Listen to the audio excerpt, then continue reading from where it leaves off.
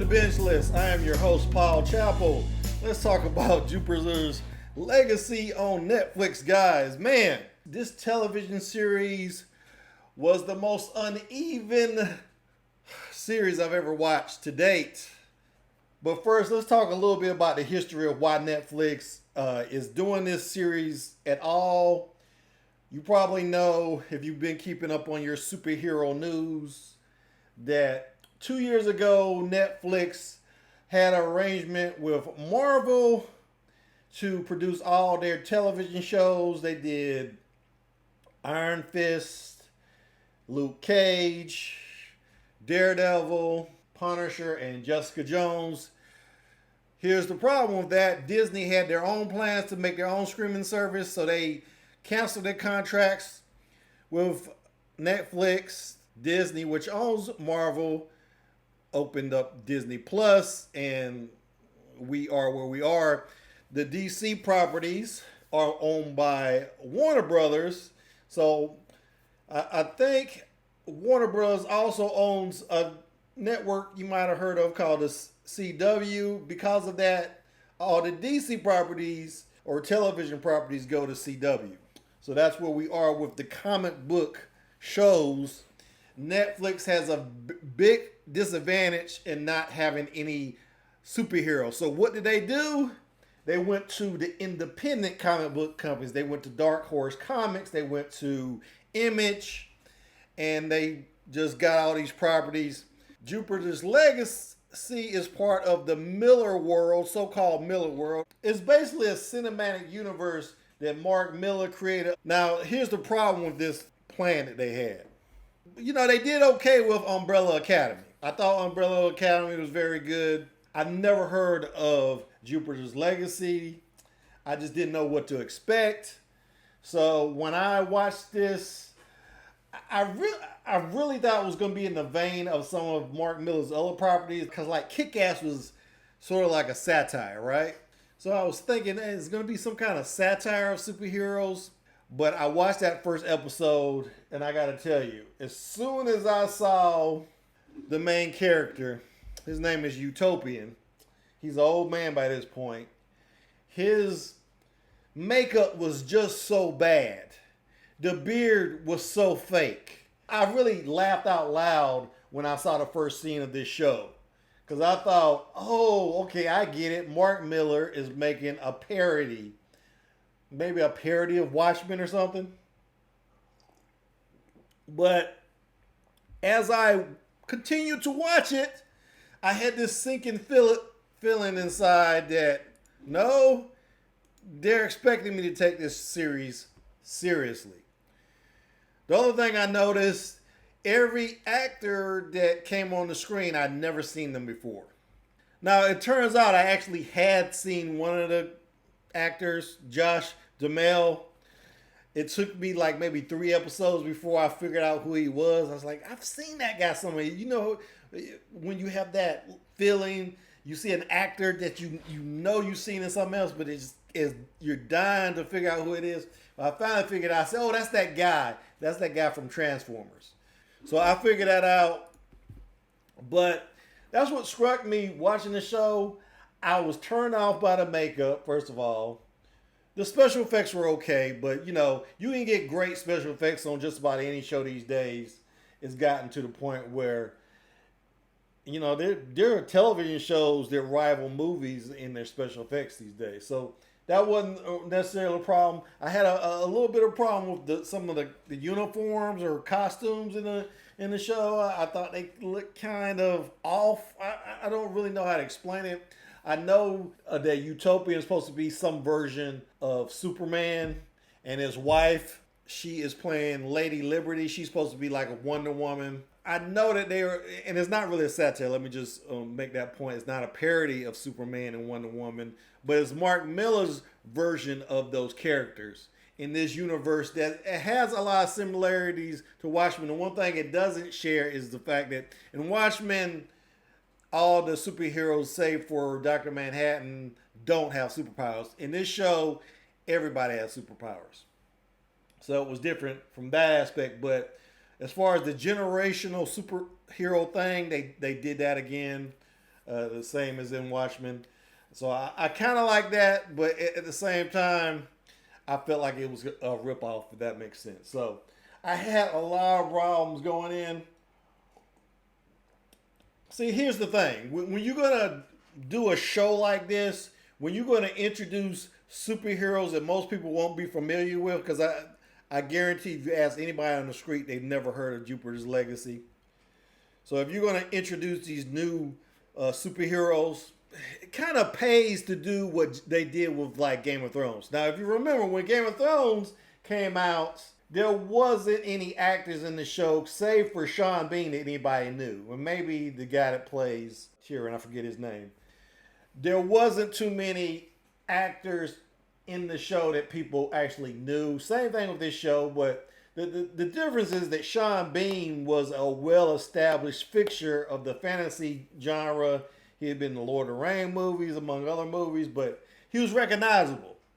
And I felt watching this series that maybe they should have went that way.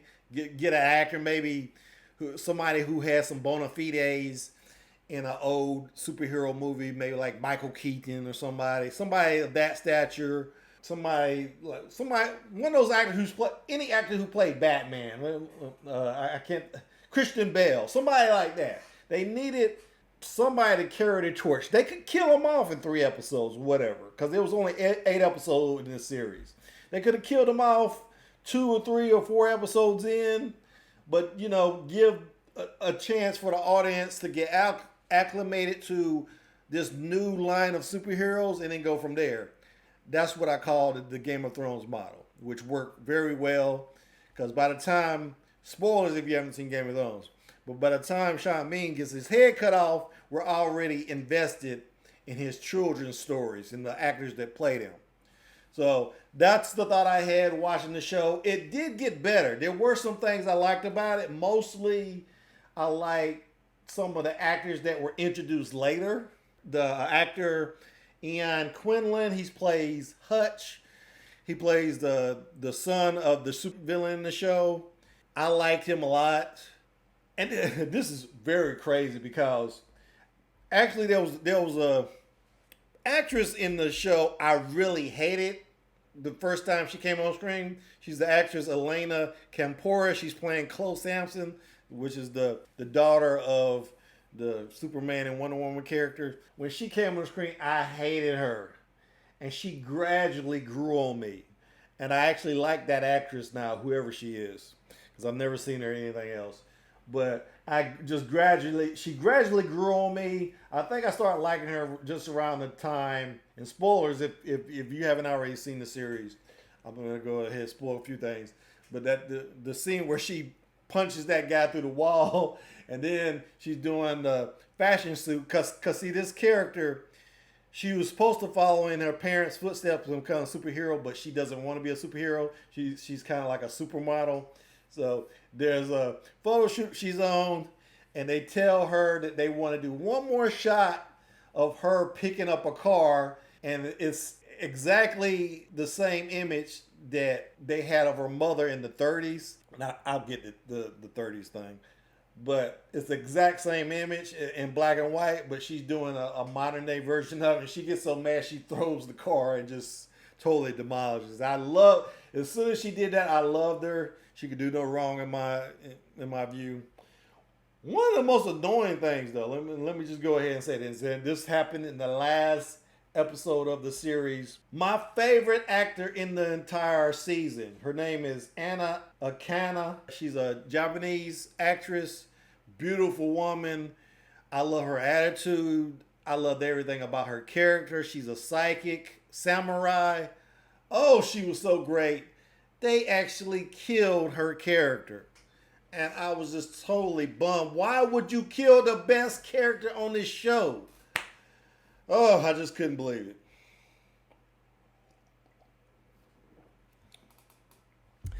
And it's crazy that some of even the day players, and the day player is somebody or I should say an actor who comes on set. They might do one scene in the series and then, or whatever, one entire episode, and then you never see them again. They call them day players. Some of the day players were more recognizable than the main actors. Kurtwood Smith, you might know him from the '70s show. He played the dad of Eric Foreman, and he also was in RoboCop as one of the villains. You know, he was always telling his son, I forget the line, "Shut up, stupid," or something like that. Anyway, he did one scene in the show. I was like, it's crazy that I actually recognize that guy, but I don't recognize any of these other actors. But whatever. On the whole, I didn't think it was well executed. It took a long time to get to where it was going. There's this whole. It's one of those shows that they go in the past and then they come back to the present. Go back to the past, come back to the present. Instead of just doing the whole sequence of past events in a couple episodes and then going back to, the present day or anything like that. They just keep cross cutting. They did this a lot in Arrow. If you watch that CW show, it had the same kind of format. So it was okay. I'm not saying it was necessarily bad, but it took a long time to get to a point. I thought they could have shortened that.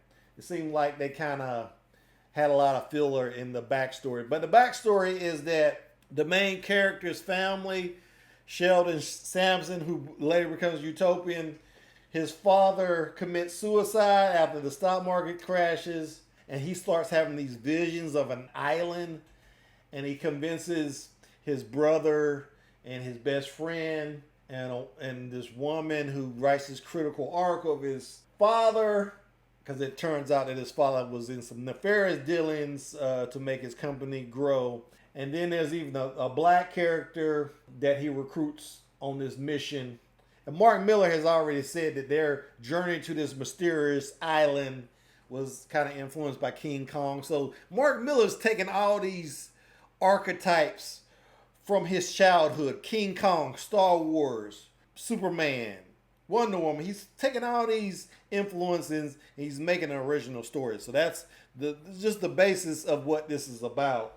If you're interested and you haven't seen it already, there was a lot of things done very poorly. A lot of the acting was really terrible. I'll just go ahead and say that. Those actors I mentioned earlier, they were pretty much the only actors that I really, really liked. The other ones were passable. Josh Duhamel, I never thought of him as a great actor.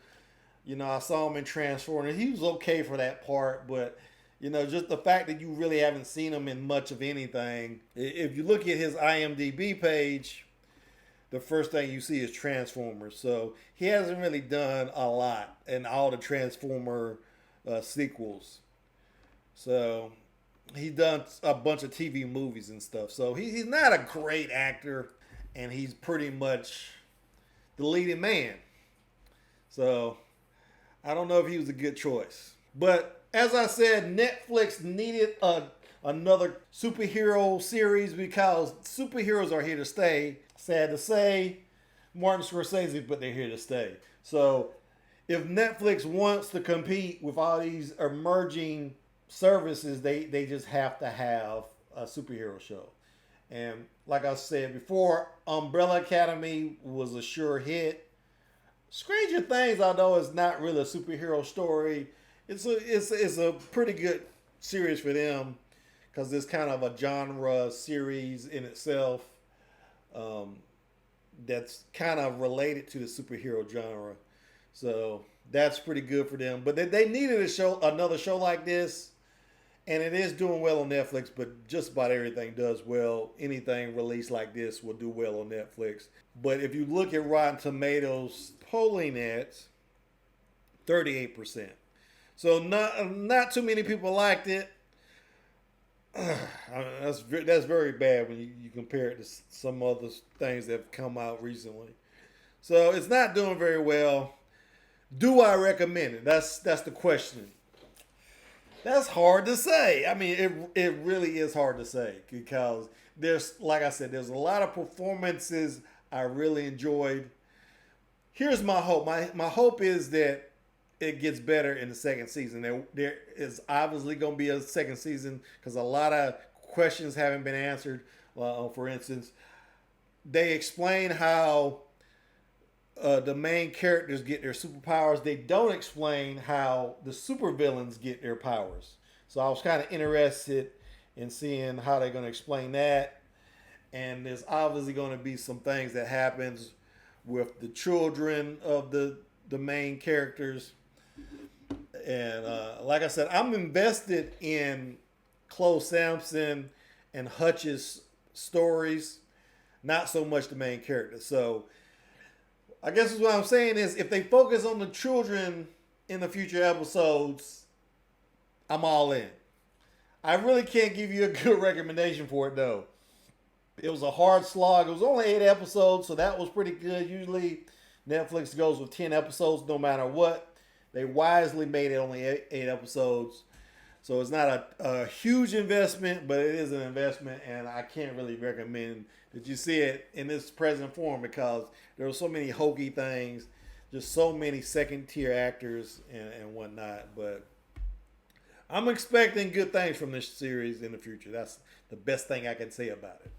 But that's all I got for today. That is Jupiter's Legacy on Netflix, streaming right now.